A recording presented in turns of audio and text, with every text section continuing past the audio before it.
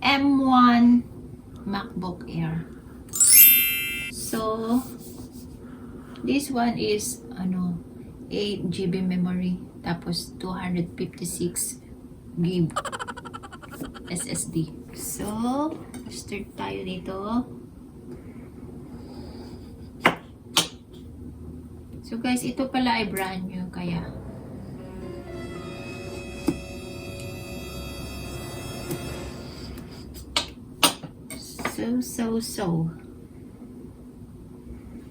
So, ang color nito ay gold. Oops!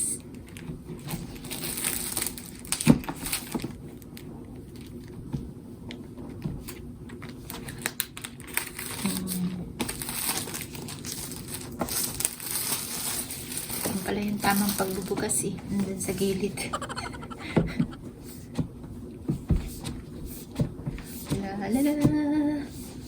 Kailangan kong tumayo.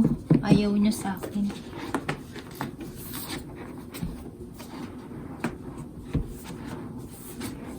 Yan na.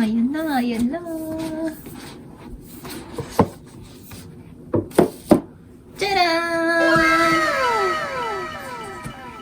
Tapos, dito. Ito, bagong-bago.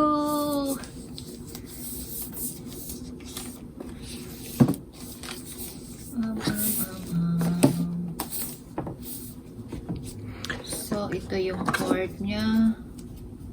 Anong type ito? Designed by Apple in California. Ito yung charger. So, ito yung pinaka-first laptop ko na Apple. Wala akong ginagamit. Sa cellphone lang talaga ako nagagamit. So, ito pang gagamitin namin para sa pang-edit ng videos ko kasi magiging vlogger na ako. For real.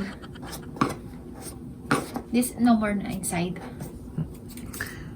Ito gagamitin ko pala pang-edit ko ng mga ng content ko sa YouTube. So, may sarili na akong laptop. Thank you sa sponsor. Thank you sa Thank you sa Apple Company. Start ko na, babe. I don't know how to, babe. Yeah, so just go ahead and peel off the plastic and go ahead and do open it up, and so they can show it to them with like when you open.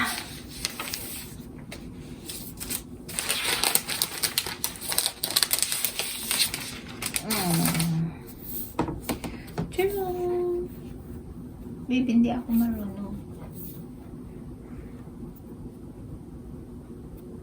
Ikaw pala kasi first time ko ingat-ingat. Wow! May music siya. Ayan na yung itsura niya, guys. Tapos, tan-tananan! Yun. So, ang ganda, no? Ito, mamaya sa setup namin. So, ito pala ay... Oops! Dami na, babe. To use English as the main language, press the return key. Nagsalita na siya mag-isa. So, ito pala ay diagonal. Tapos, retina lid. Backlit display with True Tones technology. 2560 by 1600 pixel. Tapos, kasi 256 siguro hindi pa siya enough para sa, di ba, pag-edit ng video. Tapos, pag kaya bumili din kami ng external. Tapos ito, 5 TB. Hindi ko alam yung TB. What is TB, babe? 1000 GB. 1000? So that's 5000 GB. Oo. So it has 256 inside. This is 5000. Oo. So ito yung gagamitin namin sa external. So it's like, that's 20 times as much. 20 times? 20 times as much as what's inside. So this one, 20 times yung niya, than yung internal nito. Kaya kailangan ko talaga ng malaking space. So that is, ito pala, that is, thank you sa Apple. Babe, thank you for for birthday present. You're welcome, babe. I love you. Mahal kita.